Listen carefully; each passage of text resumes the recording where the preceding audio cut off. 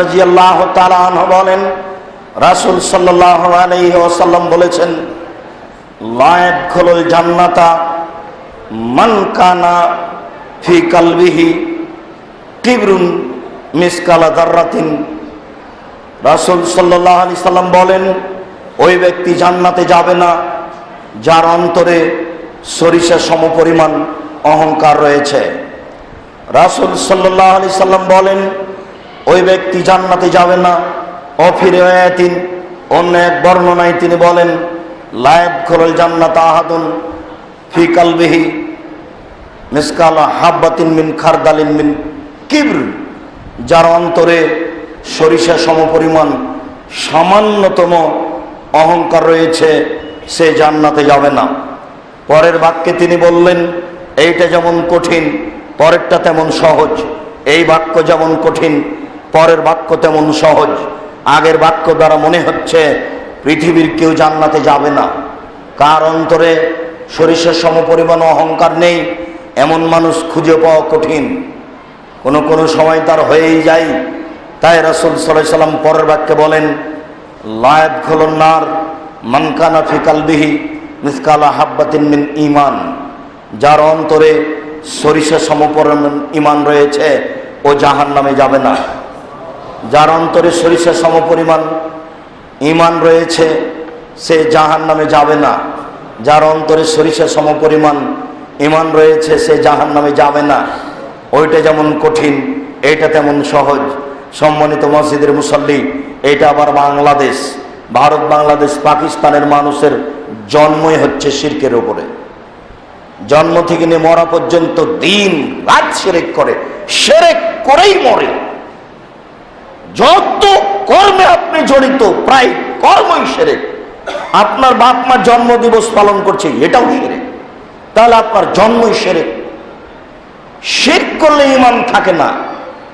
তাই তো সেই হাদিসের উত্তরে জনাব ডক্টর শহীদুল্লাহ বলেছিলেন, কোন এক পর্যায়ে আবু হুরায়রা রাদিয়াল্লাহু তাআলা আনহু বলেন, রাসূল সাল্লাল্লাহু আলাইহি সাল্লাম বলেছেন, ওয়াদানি রাব্বি আইদখিলা মিন উম্মতি সাবিনাল বিগাইরি হিসাব। আমার প্রতিপালক আমার সাথে ওয়াদা করেছেন। আমাদের নবী মুহাম্মদ সাল্লাল্লাহু আলাইহি সাল্লাম বলেন, আমার প্রতিপালক আমার সাথে ওয়াদা করেছেন যে আমার উম্মতের ৭০,০০০ মানুষকে বিনা হিসাবে জান্নাতে দিবেন। মা কুল্লি আলফিন সাবুন আলফ, আরো ৭০,০০০-এর প্রত্যেক হাজারের সাথে আরো ৭০,০০০, ৭০,০০০-এর প্রত্যেক হাজারের সাথে আরো ৭০,০০০ মানুষকে বিনা হিসাবে জান্নাতে দিবেন। এই কথা বলার পরে রাসূল সাল্লাল্লাহু আলাইহি সাল্লাম আরো একটি কথা বললেন, সেটি হলো এই, তিনি বললেন, সুম্মা সালাসা হাসায়াতিন মিন হাসায়াতি রাব্বি, আমার প্রতিপালক এরপরে ৩ অঞ্জলি মানুষ জাহান্নাম থেকে বের করে জান্নাতে দিয়ে দিবেন। আমার প্রতিপালক ৩ অঞ্জলি মানুষ জাহান্নাম থেকে নিয়ে জান্নাতে দিয়ে দিবেন।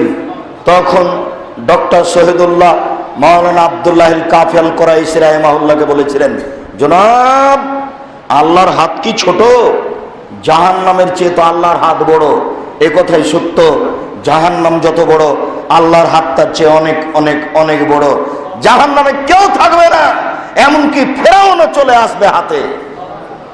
তখন মাওলানা আব্দুল্লাহিল কাফি আল কুরাইশি বলেছিলেন, জনাব মনে রাখা ভালো হবে, অন্তরে ঈমান থাকবে না যার, অঞ্জলিতে আসার সুযোগ হবে না তার। অন্তরে ঈমান থাকবে না যার, অঞ্জলিতে আসার সুযোগ হবে না তার। অন্তরে ঈমান থাকবে না যার, অঞ্জলিতে আসার সুযোগ হবে না তার। শিরক করলে ঈমান কেটে যায়, তাহলে সরিষা সমপরিমাণ ঈমান নেই। ও কি করে অঞ্জলিতে আসতে পারে, জান্নাতে যেতে পারে? সম্মানিত মসজিদের মুসল্লি, রাসূল সাল্লাল্লাহু আলাইহি সাল্লাম বলেন, কারো যদি অন্তরে সরিষা সমপরিমাণ অহংকার থাকে তাহলে সে জান্নাতে যাবে না।